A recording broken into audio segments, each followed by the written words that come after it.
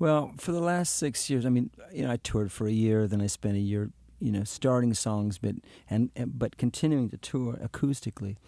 And so normally the process that takes me about 3 years took a little longer this time because mainly I kept having to stop, So, I've been just living a life and trying to figure out how to please myself artistically. I think it gets harder. It gets harder as you go on. I don't want to repeat myself, and usually writing is sort of an act of self-examination to some extent. I start to write a song and then it might take me a long time to finish it because I've got to answer questions in order to finish it. Well, my songs are really observational, so sometimes it begins with just one thought and one observation. Like in Casino Nation, the first line, in a weapons-producing nation under Jesus. This came because I think sometime in the last several years I heard somebody refer to the United States as a weapons-producing nation. It was by way of excusing some of the things we do. They said, oh, well, we're one of the weapons-producing nations, and we don't think of ourselves as that. We think of ourselves as, one of the democracies or one of the, civilized countries. However you think of it, you don't think of yourself as a weapons-producing nation. And for that matter, we're one of the countries that has used weapons of mass destruction. I think we may be the only country that's actually used a nuclear weapon in a war. So it casts a certain light, and it begs a question. I mean, especially if you think about the fact that we supposedly have leadership that is pretty much Christian. I mean, that's a controversy in itself. We try to have a separation between church and state, but on the other hand, we have a president right now who's, born again Christian, and who people are, you have to watch closely to try to determine how much influence or how much pandering there is, or how much influence is held by the religious right, But the whole question about whether or not you're really a Christian if you can bring yourself to make war, or whether that's a Christian activity, or whether or not it's possible to be a true Christian. I'm more comfortable asking these questions than trying to answer them.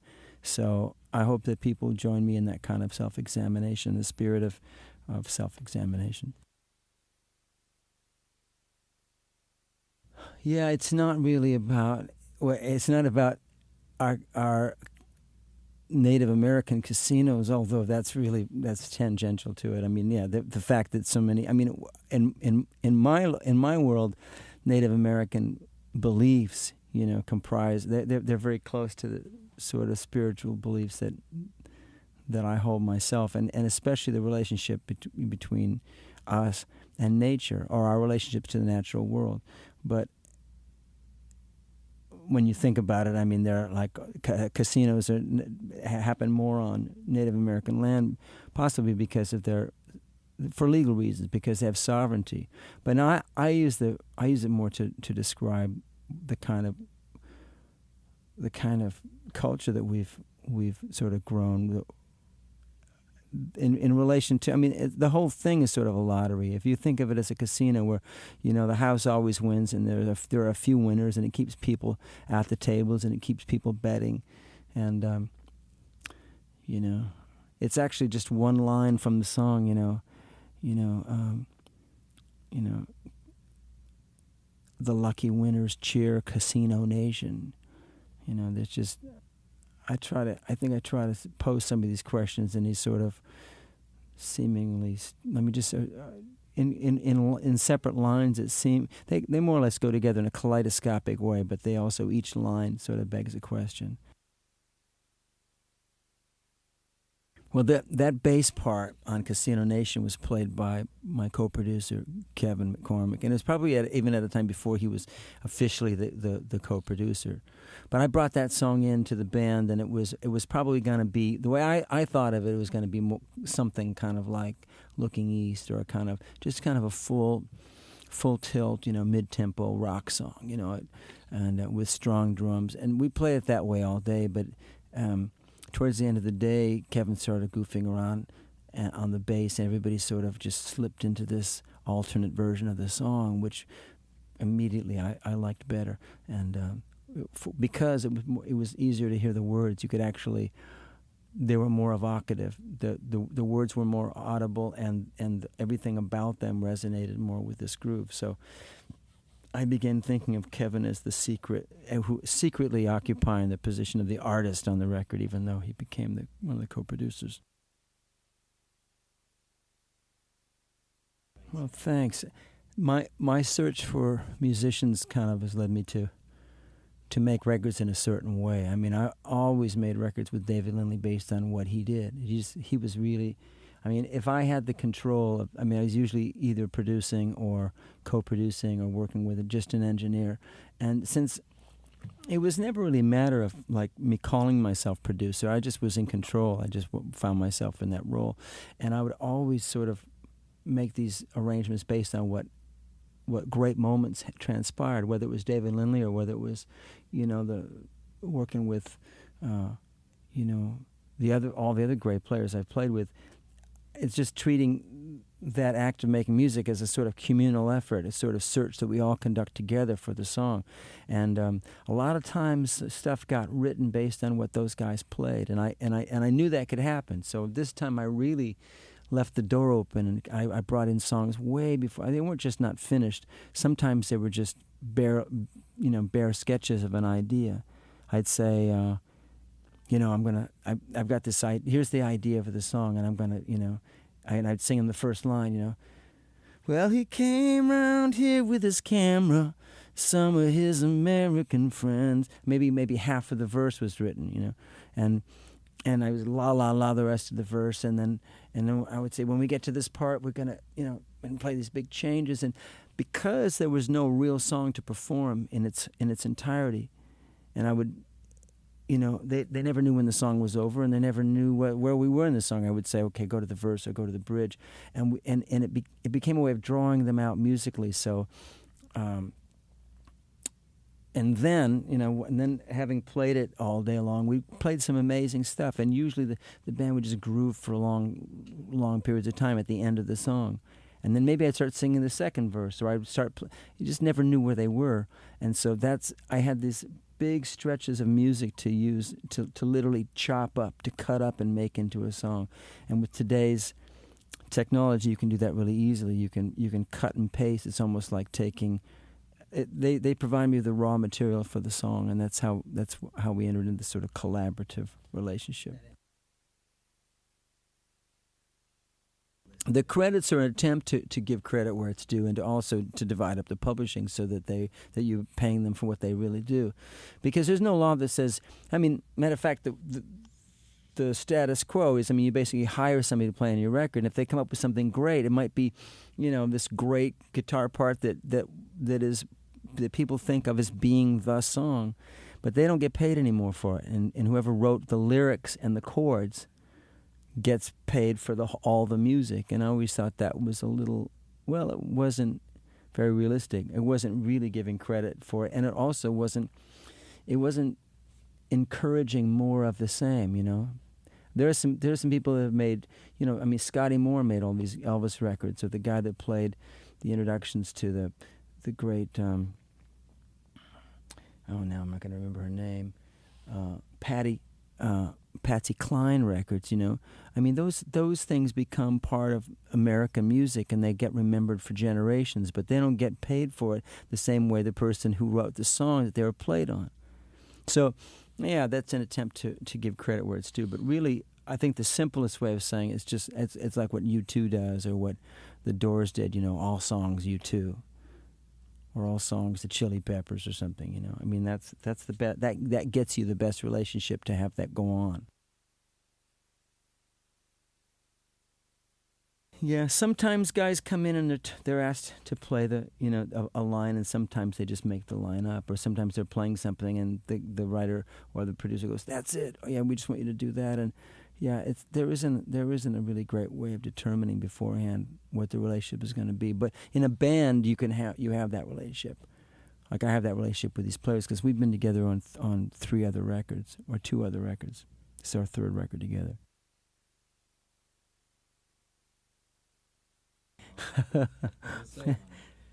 Oh, that's when he was sleeping on the couch in there on that. He lived in there for quite a while. I kind of hope I've struck a balance. I wanted to because you mentioned World in Motion being sort of the peak of my putting my activism into music, but in a way it was also the completion of that thought, because after Lives in the Balance I made one more album in which I really tried to define I was really trying to define what peace is and what we mean when we talk about peace and what we think peace would be, because even the most warlike politicians can claim they're fighting this war for peace, or that they're trying to make the world safe for peace. I mean, World War I was supposed to be the war to end all wars. So I mean, it helps to try to evaluate or try to define what we think we're talking about, what peace would look like. And so that album was on that subject, and it had songs in it that like love songs that took place in the context of war. But just like anything else, just like a song, songs about the road or songs about girls and cars, I mean, you get to at least a temporary end to your capacity to talk about that, or you satisfy your needs for the moment to talk about it. So, yeah, I've gone through a lot of phases in changes in terms of the focus or the subject of the song. Now, this album is kind of a balance between songs about personal relationship and a kind of outward-looking worldview. And I hope that those songs that are about the world and about the social, how we join up with the world, will, I'm trying to strike a balance between asking questions and proposing. I mean, there are no real solutions, proposed here. I'm just sort of ask questions that have to do with who we think we are and where we are in the world, as well as, just they stand next to love songs that ask the same question, really, where I think we are in terms of, a relationship with somebody. So it kind of deals more with self-awareness or perceptions, or self-identity and, what we want life to be, sort of very general terms. But most of those songs really ask hard questions, or at least I have to answer hard questions to even finish them, because they ask questions. Generally, almost everything I write is a question that I then have to answer in order to finish the song. But that question gets asked of the person listening too, like in this song. Well, Don't You Want to Be There is a good example. I mean, right away you want to know where's there. What is, beware, Well, I was going to offer this other example, which is that in the context of a love song, or in sort of a recovery from a disastrous ending of a love relationship, where I ask myself, and I'm in this song. For Taking the Trouble, I'm asking myself questions all through the, and I'm talking to myself, but towards the end I'm saying like, who are you going to give your loving to? The girl who catches every eye, or the one you could set your compass by? And it really is sort of the discovery of a kind of a value that may have eluded me before, at different times in my life, or may have eluded, maybe hadn't, really focused in that way. Yeah, I mean, it's easy for everybody to say, naturally you're going to love the person that's going to love you back and help you with your life and be, but actually coming across it and realizing it is a different thing. Well, you might be interested to know that song was going to, I kept persisting in trying to make that this big rock song. This had this, I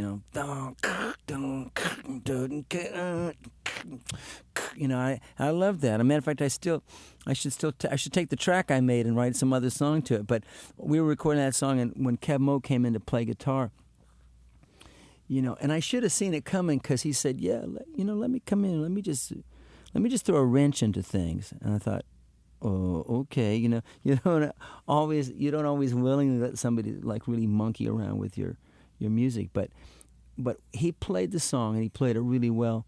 And then he said, "Okay, well, let's try this." And then he wanted to hear it with just my guitar. So he had me turn off the drums and turn off all this glorious track that I made, till it was just me and my acoustic guitar, which wasn't even played all that well. It was just sort of extraneous. But he made it an important part. And he started playing to that, and then he sort of got this thing going that was obviously a much better way of going. So everybody came in. I mean, literally everybody was there, and everybody came in. We got in a circle and played the song the way it is on the record. And eventually we're all dancing around the room, and he's saying, "Yeah, now I can hear what you're talking about," And so it was. That song was sort of rescued by Kev Mo, because I persisted in trying to make a big tough track out of it. It's a very back porch feeling. I don't know, Yeah. national guitar that he's playing. Yeah. Or something Yeah. like that, but it's got that kind of acoustic. Yeah, and it's got this sort of one drop, thing going. The drummer's playing the cajon, and the percussionist is playing his hubcap, actually, and and it's a Nashville high strung with that. It's got that really beautiful silvery acoustic sound. It's called the high strung guitar, or Nashville tuning. Well,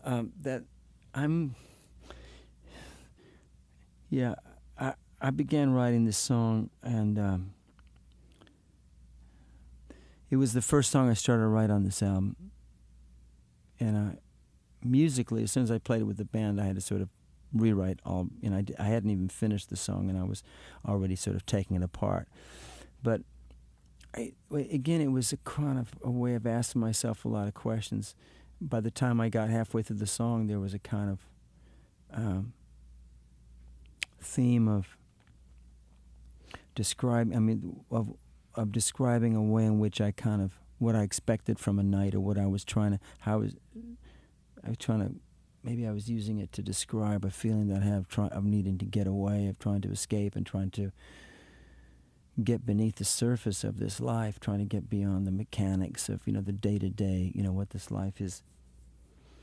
And it took me a long time to write the words of the song. I mean, I wrote it in several stretches, but the track got written as soon as after about 2 or 3 sessions with the band, I sort of put it into this form, and it's very live. The song is, we played exactly that way. I mean, there wasn't very many overdubs on it, and the guitar part is just one pass all the way through.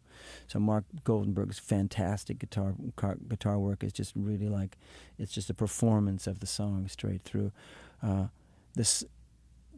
the end, I had to really answer what it was not so much that I wanted to escape into the night, but it became a question of, well, from what? And what is it about this life that you need to escape from, or that you find confining? And that was the hardest part to write. And I think I wrote the last verse about 10 different ways before I came up, on this last verse. But it was at a time when I started to live in Spain for a while, and it was a period of intense self-examination about how I lived and what I wanted to do with my time. Because we work really hard in this country. Americans work hard, and I never knew that. I mean, I to be honest, I'm not one of those people that works I don't work a steady job. I've always been my own boss, but I work really hard, especially at times. The job I do requires, like there are no hours, and you have to keep going at it, and you have to sort of, do many things at once. And there are other times when you can completely sort of cash in on all your effort. In a way, maybe my approach has been a little bit like these guys I heard about who work about 6 months of the year, and then they ski for the other 6 months. I always thought that is really cool. They work really hard at whatever job, and they just save their money, and then they go play for 6 months. And you can do that when you're young, but what I noticed in Spain was that compared to us, they really live a pretty relaxed life. Even people who don't have a lot know how to enjoy themselves, and they measure life not in terms of what they've acquired or what sort of position they hold economically, but they judge their life in terms of and each other and themselves on their ability to enjoy themselves. So they take the best part of the day for themselves and their friends, and they have long lunches, and they go back to work, and it all gets done, but they basically put certain things first. And it put me in touch with the fact that Americans are very driven. Many of us have more than one job, maybe work really hard, and we hold ourselves to a really high standard in terms of accomplishment, and so there's a lot about modern life that is kind of that's pulverizing, that basically just sort of grinds you up. And so I was addressing that, and then also the sort of the dread of seeing things go in a direction that you can't control and that you feel hooked up to and you can't get away from. No, I've never really regretted. There are very few examples of songs that I thought that, and where I didn't quite get it right. One of them is the song that I wrote for the woman I was about to have a child with, who was having a child, and who I later married. And in that song, but it's just the opposite. It wasn't that I didn't say too much. It wasn't that I said too much. It was that I didn't get it right. Halfway through that song, and I mean, if I knew then what I know now, I would have stopped writing the song right in the middle and let it be a song about not knowing what to do. But instead, I thought if I could finish the song, that I would be dealing with what was happening, which was that she was about to have a baby, and I'd known her for about 2 months, and she was going to have this child either way.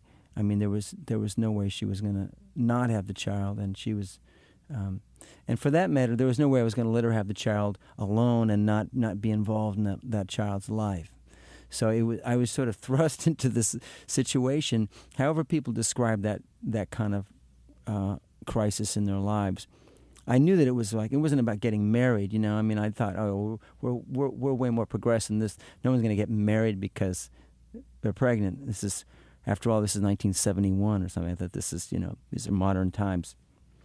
But what I did was I tried to sort of glib my way out of that. In the first half of the song, I talk about how we got to that point, and then I wrote this stupid verse about how she kind of got me, how she sort of caught me, or how she, is the farthest thing from the truth. I don't know how I did this, but except that I thought it was funny. I thought it was funny, and what it was somebody a little too young to be, really to know what was going on, trying to make a joke about it when it was really much more serious than that. Of course, life will bring the seriousness of things around to you sooner or later. And so, I mean, I can sing that song, but for many years I didn't. I can sing it now if I leave the last verse off. And she hated the verse. She hated it, and she said, that's really so untrue and so unfair. And I really, and I stopped singing it. Well, and Is this ready or not? yeah, it's the song's called Ready or Not, and somebody did a cover of the song, and they didn't. I don't even know if it was an English band, and they just left the last verse out and sort of said, take a look at my eyes and tell me if you think I'm ready. And it was in that case, maybe if I'd had another half a year, or maybe if I'd sung it for her before finishing it, I could have come to that. And that's the kind of time that's gone into these songs on this new record where, just like that we're working with Kev Mo, I probably played that song in various forms. I recorded it 4 or 5 times, and finally the words were more or less finished, and he was, but he's still we still did it, recorded it, and not the final turn, so it became the song it needs to be. And I feel like all the songs had a chance to become what they were going to be. But very often you just, the recorded version of a song is just sort of the blueprint of the song. It's like a map to the song, but it hasn't had time to develop the way it will in a year or two of playing it in front of an audience. I didn't have all the words, but what really happened in addition to that, there was this moment at the end where everybody was sort of playing on the original recording. This is a re-recording, but in the original recording and people were playing this oddly impressionistic, these sort of notes. They were really not so, and I liked them so much. I became so familiar with what Mark Goldenberg and Jeff Young played at the end that I actually wrote parts. I wrote the lyrics to these notes that they played. So this sort of, remember when you look into my eye, is sort of like based on this little Wurlitzer part that Jeff played around, just messing around at the end. And so I wrote words to it. And in the end, he didn't. I mean, it became part of the melody, and then I got him to add it to the track when we re-recorded it. And even the fact, I mean, even the whole last part, for a long time I didn't have the last words, but I wanted to sing the song, so I sang it, having it just end at the words, show me your eyes, tell me again where you want to go. And an acoustic version, that's a great place to end it. And it's even better than saying, this thing about when you smile, I'm the richest man I know. That I added that because the song needed to end with this,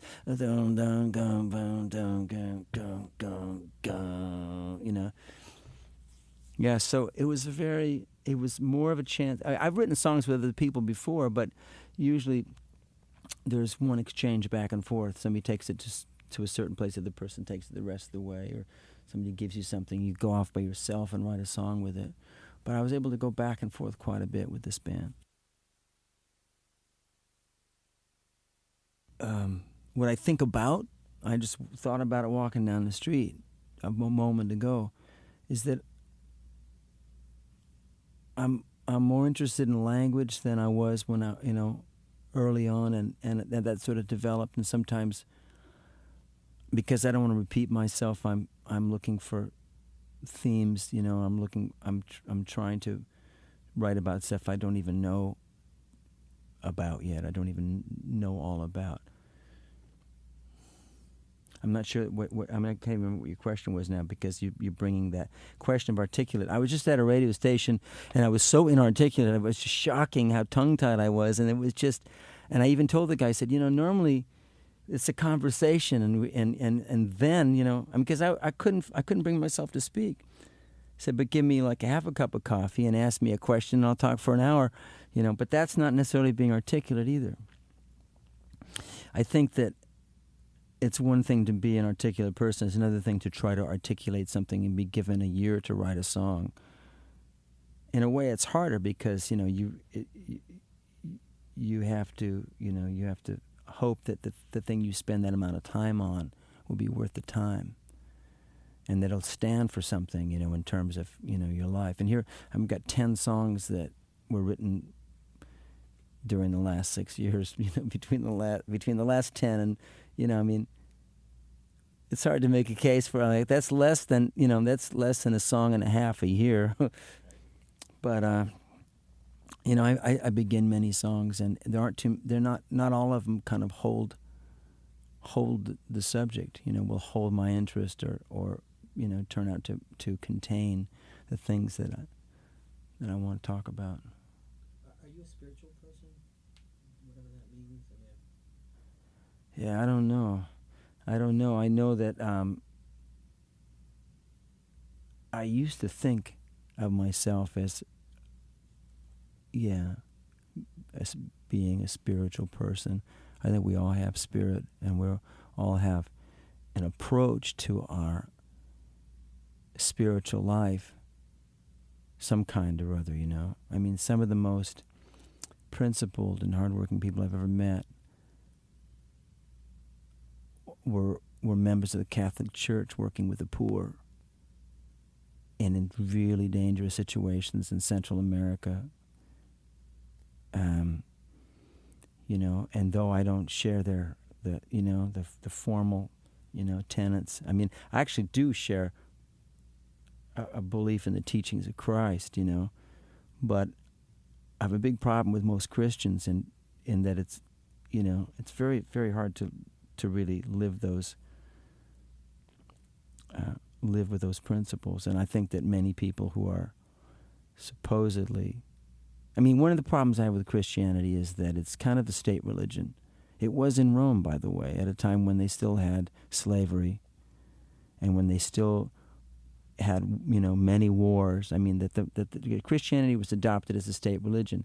So to have a president that is supposedly a Christian and who supposedly is a born-again Christian, yet is, right as we speak right now, engaged in trying to get permission to make a first strike, trying to get Congress to give him the power to, in his judgment, if he deems it necessary to make the first strike in a war,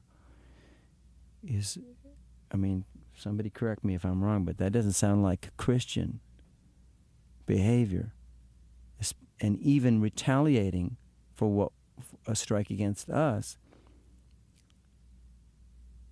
doesn't seem like Christian behavior. So, maybe this is worth a lot more songs or delving into. As a matter of fact, I was going to make a Christmas album one time, and it was going to be called A Pagan Christmas, because I wanted to include all, many spiritual voices from a lot of different parts of the world, and a lot of different, but not just world music, but a lot of different views from our own country. I mean, Native American and, various components of our society, and it turned into such an examination of Christianity that I had to kind of back off, and I didn't what was going to be a kind of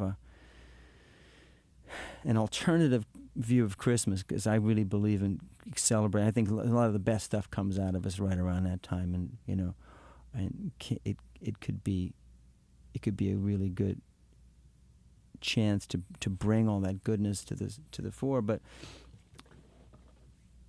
just the way I look at things, it just was going to turn into more of an examination of Christianity than I could do at the moment. But I mean, the question of spirituality is a really good one. I mean, if you say, no, I'm kind of a hedonist, and I really, even in my higher impulses to work for others,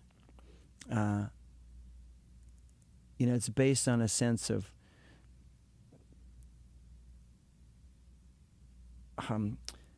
equality, egalitarianism, like the idea that the things that, I love to eat really, I love wine, and I love really good food, and I love pleasure, but I find it hard to enjoy them as much as I would if I think that it's at the expense of somebody else, and if by having a high lifestyle, the people in the United States have this because we enslave other people. And I mean that in a broad sense of the term. I mean that we wear clothes, sometimes we're wearing clothes that have been made under sweatshop conditions, or we sometimes are not aware of the conditions that people live under, who provide some part of a chain of production of many of our goods or services or things. So I don't know if you would equate that with a spiritual impulse, but I do. I think there are two ways to view spirituality. Two basic directions that a person can go. And one of them is to renounce the world and become concerned with matters of the spirit. And I have a son who's very, very engaged in, like yoga, but not necessarily physical postures of yoga, but meditative side of yoga. And he's really, kind of traveling headlong towards a sort of renunciation of the physical world. But he also, there's a part of yoga spirituality in which it's called service, and you do things for the world in general. And I think that's the other direction. You could actually make a case for people who serve humanity as being, maybe the other way to really reach a kind of enlightenment. And I think either way, it's and I think you could do both. You could basically there was this really great Zen parable about a monk who had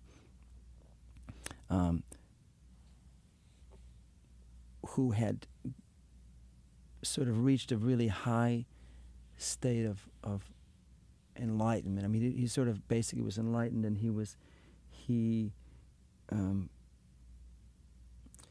each time he was going to build a monastery and continue the work of the the Buddhist, Zen Buddhism, and each time he almost got enough money to build a monastery, there was some sort of a disaster. Maybe there was a flood the first time, and he gave all the money to the victims of the flood and to help rebuild their lives. And he started over again. Another 20 years later, he almost had enough money to build a monastery, and then there was a famine. He gave the money to feed people. And finally, he, very late in his life, maybe he was 80, and he finally had enough money, and he built a really great monastery. And people were lauding him and saying, I would have,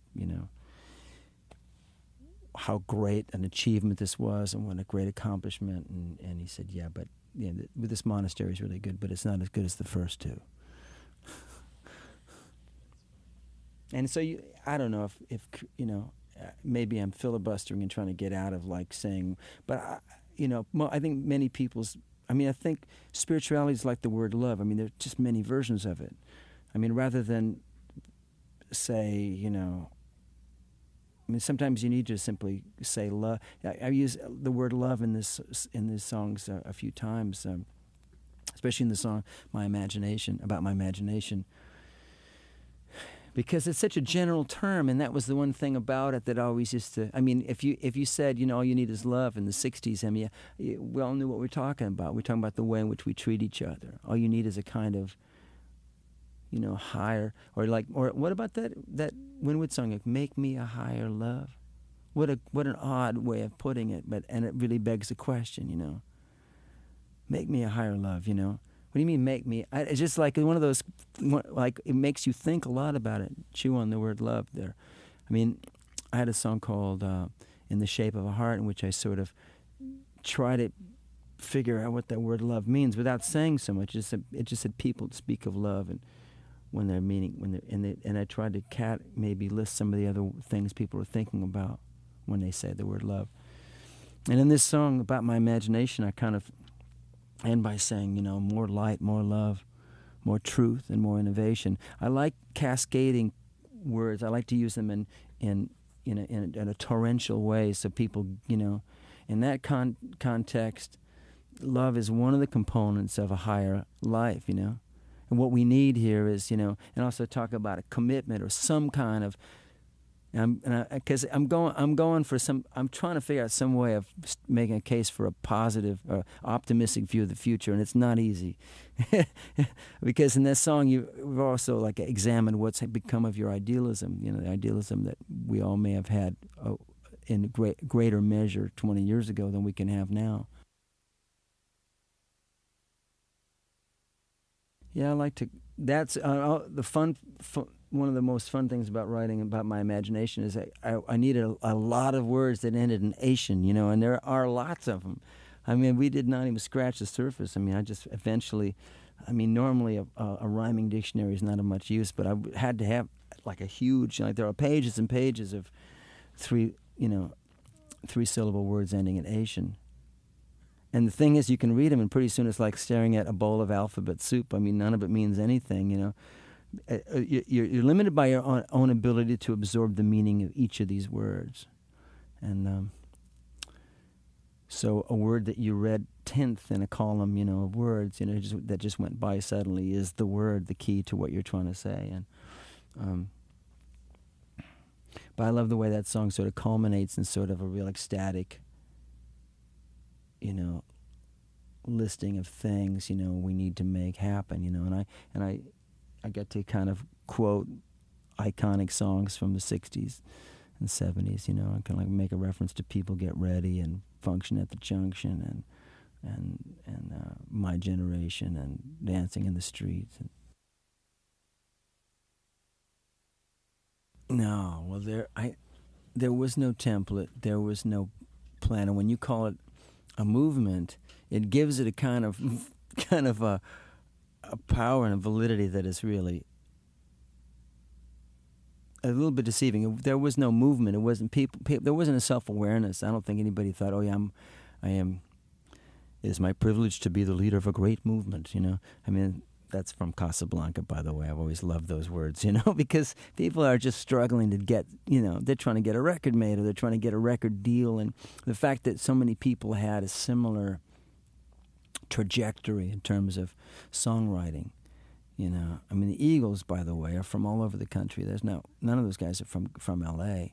Who was from L.A. is Lil George was from L.A. And they think of his music as being Southern rock from the East Coast, from Atlanta and Maryland, They really, those people there think that Little Feat was an East Coast band. But, I mean, in L.A., if you were from L.A., there was a certain kind of, you began to feel a certain pride of bands that seemed distinctly California. At least, I mean, the Byrds, I don't know where Roger McGuinn's from. California's very much of a Crosby. He's much more, Crosby is very much of a California person. I mean, he's from Carpinteria. I mean, Lowell George is from Hollywood, and all the guys in Little Feat, their parents worked in movies and were,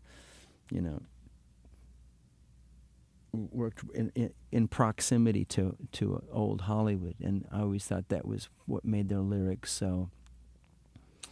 so hip and so sort of jaded. It was There's a slyness to it, or something. There was a slyness, and who's that great writer that Like Raymond Chandler. No, the guy that wrote about New York, who wrote Guys and Dolls, that were based on the stories of. I know exactly. Damon Runyon. Damon Runyon. There was a really hip, sly, street level player quality to their songs, and yet they were very, very literarily informed, And when I think of California, I always try to wriggle out of the description, but enough of that. I know who you're talking about. You're talking about the Byrds and the Eagles and a certain kind of harmony. Well, I'll just tell you, when I got to Laurel Canyon, I was coming from Orange County, and in Orange County, where I grew up while I was in high school, there were these folk clubs, and people played these clubs for a week at a time. Imagine a town near the beach where everybody who comes and plays this club, the Golden Bear, lives in a motel about a block from the club, and you play 6 nights, and every night after work there are these parties, and people who, work in the club go to the motel, and people who were living at the motel get up in the morning and go over to someone's house, basically there was a kind of bohemian kind of beat folk kind of life that you could be had that didn't have anything to do with making a lot of money. Had to do with getting a gig and and it was, I mean, who I saw play at the Golden Bear, I saw Ian and Sylvia play with Monty Dunn, as a guitarist, or I saw the Sir Douglas Quintet play. I saw the Love and Spoonful play at the Golden Bear, and no, they didn't stay for a week, but I think they might have been there for a few nights, and there was just this folk environment. I also saw Jack Elliott play a tiny club, and I saw Sonny Terry and Brandon McGee, and you could go into L.A. and hear the same kind of kinds of clubs. My dad took me to go hear Lighton Hopkins play when I was about 12 or 13. So coming to Laurel Canyon a few years later, and this place was just filled with freaks, people all sort of, music coming out of people's houses, and if you saw somebody, because everybody sort of recognized one another as being more or less of a certain, I guess there was a kind of revolutionary identity that we all sort of, a few years later it seemed silly to assume that somebody was really hip if they had long hair or if they dressed like a freak, because it turned out that so many people weren't very, very evolved, and there were so many people that got into it. It wasn't really, it's not that simple, is it? You can't just grow your hair out and then you're automatically a great person, or but there was an atmosphere that just seemed really to breed a kind of freedom and a certain kind of music, and it was really happening in little towns all over America as well as in Laurel Canyon. But I think the difference being is that there's a record industry in L.A. that everybody sort of gravitated to. and to San Francisco too, where and most of the record companies sort of opened up offices in the Bay Area as soon as they realized that a lot of this great music was being made there. So California gets this identity, but I mean, just like Seattle has an identity, and the difference is, to me, between California and Seattle is that Seattle's more independent and didn't ask for a music business. There was an attitude of, we're off over here in our own part of the world and could care less what the rest of the world wants to buy and sell and consume, and we just make our music. But in fact, I think of them as like incarnations of the same spirit. After LA was a kind of, and San Francisco in the late 60s were the kind of focal point for this feeling. Because in truth, it was at the same time happening on the East Coast, and the first Love-In happened in LA, and they called it a Be-In in San Francisco, and they were only a month apart. Actually, those first ones happened on the same day. There was a kind of synergy going on that was really worth pondering, and what went into this. There's some other factors for that whole, glorious thing that so many people wonder about, and that we call the 60s. Like, one of the things was that there was this folk music thing that happened just before, where people realized that there was a real narrative, a real story, the real story of our history as people was contained in this folk music, and we had that this thing happened. I mean, I just sort of woke up in the middle of it, not knowing how it started, but it really kind of started by the release of this Harry Smith anthology. You know about this? And it's the subject of a book by Grill Marcus called Invisible Republic.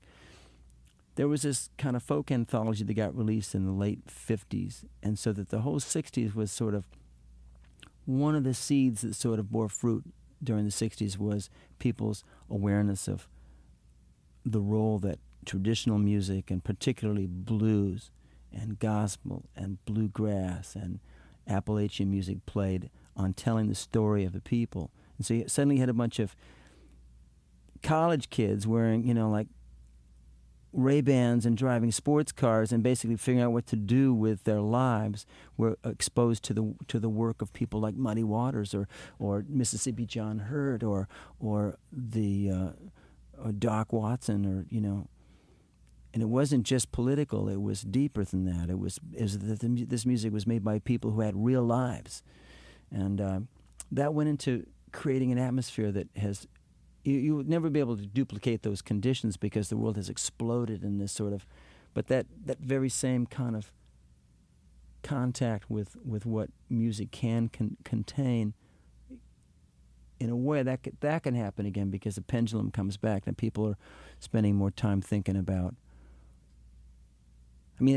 Thinking about where the music comes from, and now you have you've got rap, and you've got incredible self-empowerment in terms of dance and dress, and it's all big business. So like, no sooner does somebody come up with something really original that some corporate entity is in there marketing it, But that's how you can wind up with Puff Daddy as a fashion entrepreneur, where 30 or 40 years ago he just simply would have been, Bo Diddley or Chuck Berry.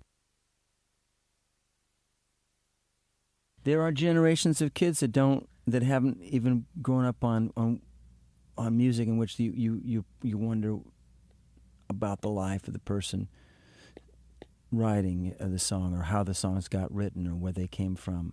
I mean, a lot of, like, look at the Stray Cats, and I remember when they had these string of hits, and I guess it was about 1980, right? They kids thought, wow, what an amazing thing, and had no idea the relationship that it had to rockabilly, and that it was in a way the resurrection of a style, and a brilliantly done, really well played, and a really great revisitation of something that was a really broad vein in American music. But they didn't know that this had ever been done musically before.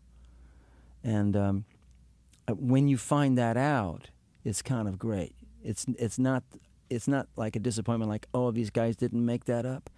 It's like, oh my God, you mean there's this whole vein of stuff that I can go back and look at. And when my kids discovered, my kids have always, like, come to me with stuff like, hey, have you have you heard this, And I'm going, oh, yeah, Lady Madonna, yeah, I know that. Well, and then you turn them on to Fats Domino or something that it sounds a little bit like or was influenced by. But that's a thing about, that's where rock music sort of acts a little like folk music, in that people are able to like glom onto something that happened long in the past, and then they just sort of immerse themselves in that, and then they're able to make something new in the same vein.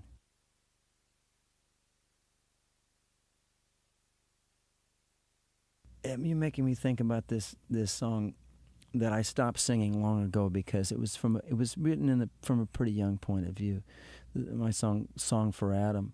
It's a song that I really didn't go on singing after a while, and most songs you stop singing after a while, and then you might come back to them. And that song people call for a lot in my acoustic shows. So I began singing it again, and I can just appreciate it as a voice from a particular time. In a way, I don't really have a problem singing a song that is from a very young point of view, because they all sort of they all take their place next to each other, and for that matter, These Days is a very sort of young sounding song to me, because it's so weary. It's like, I mean, when you're old, you can't indulge in these feelings of fatigue or in hopelessness. Life is too. You've been in too many dire situations to indulge in a sort of feeling of hopelessness.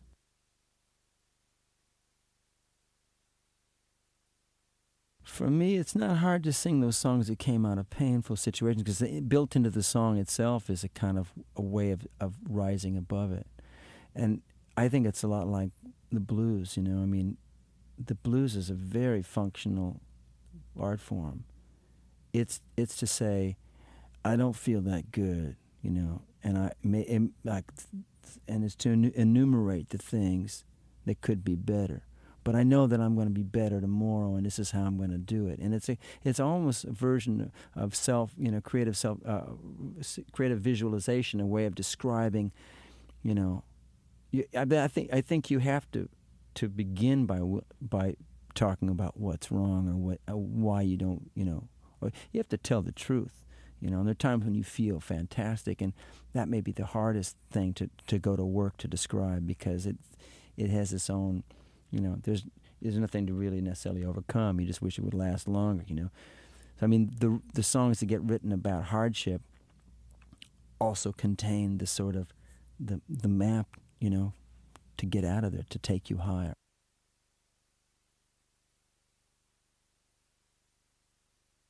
That's what writing them and singing them has done for me. So I'm happy that it works that way also. There are those artists who have done that for me. And for me, the sound of certain people's voices and just listening to them talk is like a balm. It's like a cup of something warm and good and sustaining, Warren has been one of my favorite writers since we met, and I feel really fortunate to have gotten to work with him. Been instrumental in making his first couple records, and I'll just say that he was always able to say a lot of things that I just recognize as not being part of my palette, not being able to. I couldn't write songs as funny or as darkly truthful and funny as his, and I'll just say that it's a tremendous loss. It's a very sad thing that at this point, and he's been so healthy, and so he's lived the life of a really dedicated and disciplined artist for many years now. And he, like so many of us, I mean, he sort of equated a kind of berserk bad boy life with being a serious artist. And at a certain point, he made a kind of break with that. He basically realized that to really live and to become a real artist, he was going to have to stop drinking and he was going to have to face his alcoholism and he did it in such a courageous way that it will always be a source of inspiration for me. I mean, he made a public statement, said, I'm an alcoholic and I'm going to stop drinking and I don't want to die what I consider to be a coward's death. And it was just a breathtaking act of well, should I call it an act of faith? Just an act of a courageous leap towards a better life. And I describe it in those terms, but he probably wouldn't have. He probably would have said something funnier, like. And he's written some of the funniest songs we have. I mean, this album is 2 albums ago now. Actually, his Life Will Kill You album, in which he says, from the President of the United States to the lowliest rock star, the doctor is in, and he'll see you now. This really ominous sort of, voice, and always, with a tone, a masterful tone, a comedic tone, impossible to duplicate in any other way but the way he did it. I mean, he really is an original, and I'm so sad that there won't be, lots more albums. But in fact, I was really happy that he made the last 2 he made, and that he really sort of, like a true artist, he was working and he was saying, well, if I'm only going to sell so many records, and I want to make them, in this simple format, he was really kind of really pragmatically making the records on a scale that he thought he could survive in. And David Lindley's also doing that, where he doesn't have a. In fact, it's sort of, for him, it's like good riddance. I don't really want a record company anyway. What exactly do we need these people for? He has always had kind of a ambivalent attitude about the record company's role, and so the idea to make your own records and to have the freedom to go where you wanted to go. It's been a great period in time where more and more people are able to do that. And Warren was conducting his life in that way, and he got to put these records out on Artemis. This is a great, somewhat independent, well, very independent label, but one of the larger independents. And I think he's involved in making some music right now. I don't know how.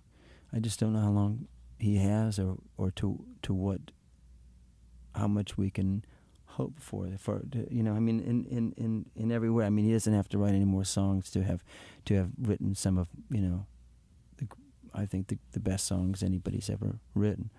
Funny songs about that, that are very true about life. And see, all those, he sort of eschewed all this sort of sincerity that, or the sensitivity that people attribute to. I mean, he just found a way of laughing really, really hard and sort of sidestepping all those things. Although he's able to write really very tender ballads.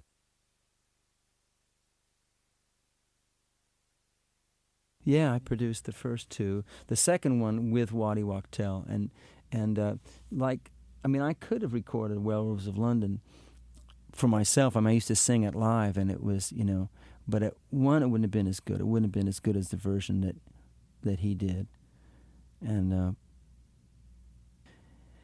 2, I always thought that I come from a sensibility of like, well, if you like this song, you really have to hear him do it. You have to hear the artist, and there's a lot more songs. And he was truly an amazing songwriter, and no one really had the right to describe him in terms of being my discovery. It's just, I made records for a couple of years before he did. I got signed first, and he kind of came back from Spain and went to work because I told him he could, I thought we could, get him a deal. And it was, it ended a period of sort of self-exile, sort of a period where he was sort of just living different places in the world. And so, I mean, but I think it must have been a drag to be described in terms of being like a discovery of mine or something. But I think he was a discovery of everybody's. I mean, everybody that came upon his work went, wow, this is such a uniquely funny and literate point of view.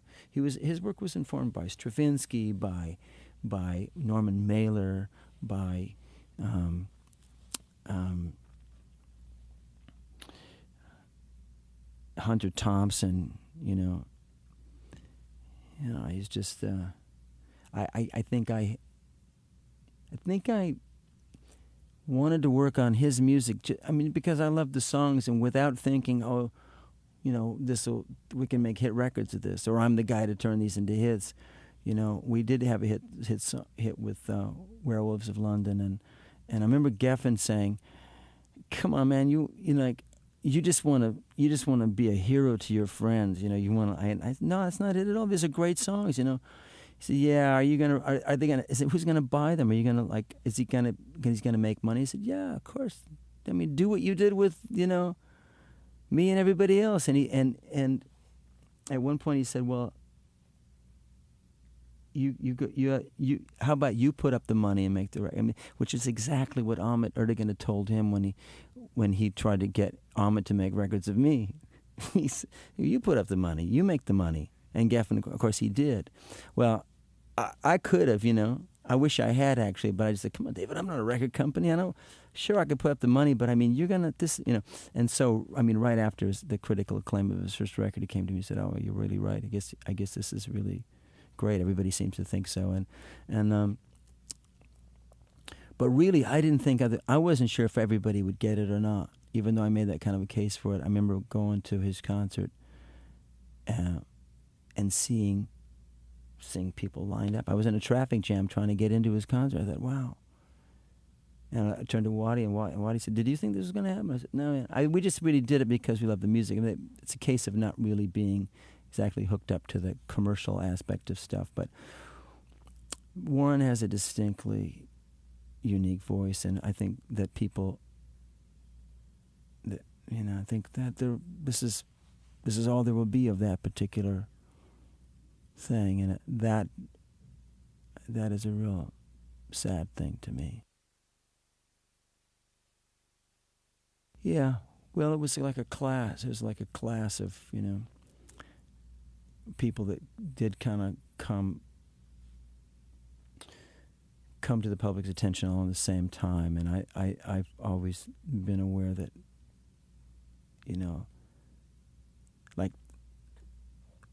that we were sort of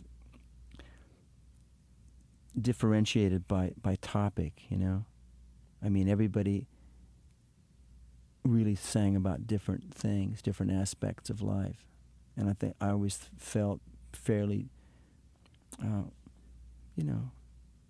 different from what the Eagles sang about, even though in some cases we, the subjects sort of crossed or overlaid each other. But it's really true of Warren, especially, And he had written a song. He wrote a song called what was the Warren song I wanted everybody to record? My idea of Desperado was that there was going to be these. It wasn't a cowboy. I wanted them to make a cowboy in which the line between an outlaw record in which the line between outlaw and rock star was sort of blurred.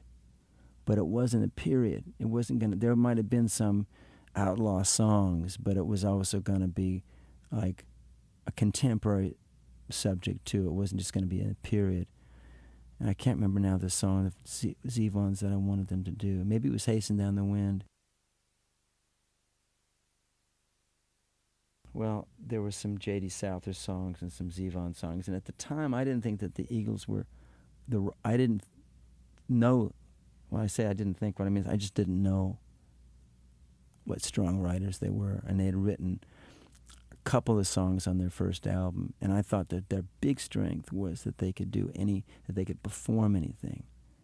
And that, like the career of Linda Ronstadt or Bonnie Raitt, and Bonnie was a fine writer in the beginning and sort of abandoned it for this particular strength that I'm talking about, the ability to interpret other people's songs. I thought, why would you want to limit yourself to just the songs you write if you could perform all the best songs of all the writers around you? I thought they were kind of like, my idea was that they were like really kind of a gold mine. They were like this. They could do commercial versions of, and they did do commercial versions of of Tom Waits' Old 55 and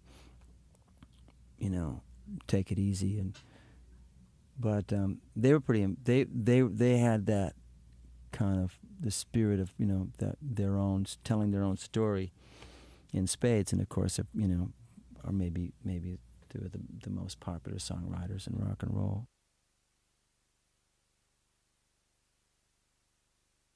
Yeah, I love to travel and play, and mainly I love to be with a band. I like the and there's something about focusing yourself at that one moment. I mean, in each day when you really get to go out there, and it's like maybe it's a little like team sports, like basketball or something. Where as opposed to the playing a show by yourself.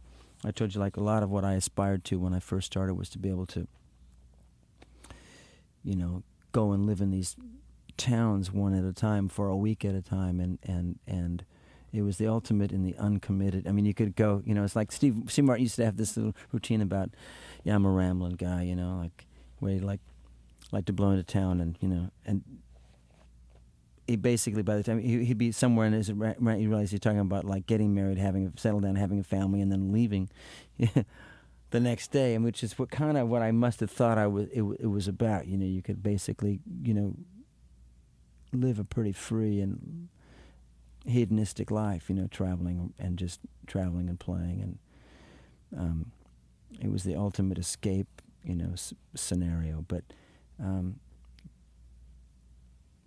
course, it's nothing like that, and nothing stays like that very long. But I like the chance to play music and respond. It's like a day really makes a huge difference.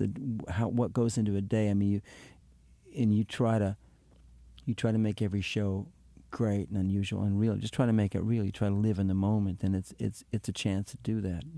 Even though you spend time traveling, I like touring because I get to read. Because eventually I get in this room and I don't have to go anywhere until it's time to go play, and then you go play, and then back in the box, back in the room, and there's a kind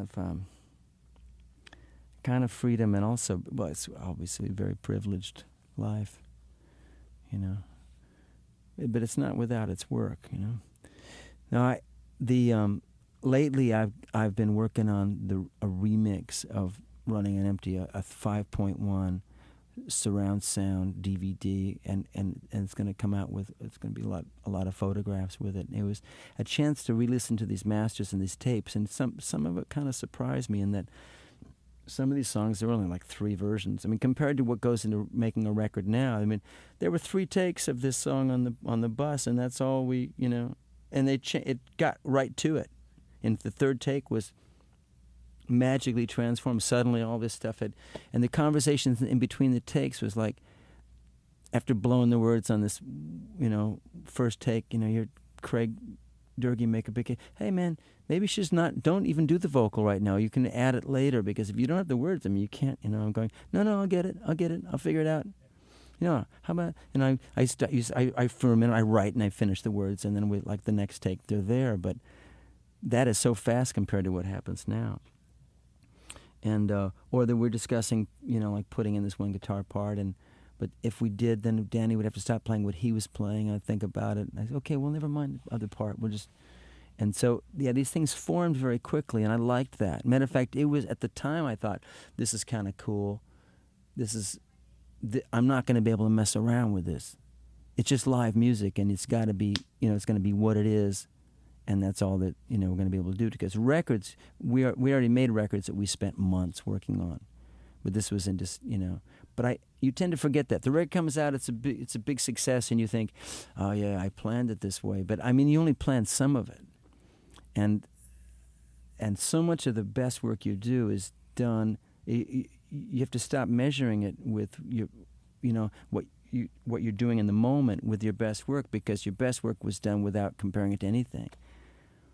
Like Running on Empty was a departure from what I'd been doing, like in Late for the Sky and The Pretender. Running on Empty was going to be completely different. It wasn't even, it was like, oh, hold your fire. He's not really, it's like a timeout, It wasn't, I didn't think it would be judged in the same way. I didn't think it would be nearly as successful as The Pretender, because that was my quote unquote my serious work. That was me trying, and obviously, it did so much better. I should simply stop trying altogether, because now I've got some other projects that may actually accomplish that kind of unfettered and unfraught with endeavor, kind of music where you just play what you feel like. Everybody was making live records that were the compilations of their best work and recorded all at once and re-released. And there was a lot about doing a live record that sort of, it could redeem you if you'd made not such a good record of a song that later turned to be a great song. You could redo it and do it again. It was like a second chance. But after a few days and a few concerts, everybody liked the new stuff so much, and we started thinking about it. So let's not even mess with recording. I do have that same band playing, all my best songs, and I could put out a companion, but it would be a companion disc that would contain versions of that same band that played Running on Empty, playing The Pretender and playing Sleep's Dark and Silent Gate, and playing, a lot of songs from the year before. And really, it would be almost like a best of. Matter of fact, there's talk about that, but I think that it might be a project for the future. But I've never been very interested in making compilations, and it was really hard to make. It took me till a few years ago to make a best of, because it doesn't interest me as much as making new songs. I'm hoping people look at this collection of songs the way they look at Late for the Sky or Running Empty, or any of the songs that, any of the collections of songs I've done in the past that sort of stand alone. They kind of stand as a. This, to me, this record is. I had to stop trying to compare these songs with what I consider my best work, and remember that best work wasn't done comparing it with anything. So, this is it's kind of like a new chapter for me. This is the culmination of a lot of work to try to make the most of this band's chemistry and my musical life in the moment. At the same time, it's a collection of songs that is as sort of poured over and as developed as any of mine. I'm hoping these songs, of course, hoping that they take their place alongside my best work, but I had to not even think about that in order to do it.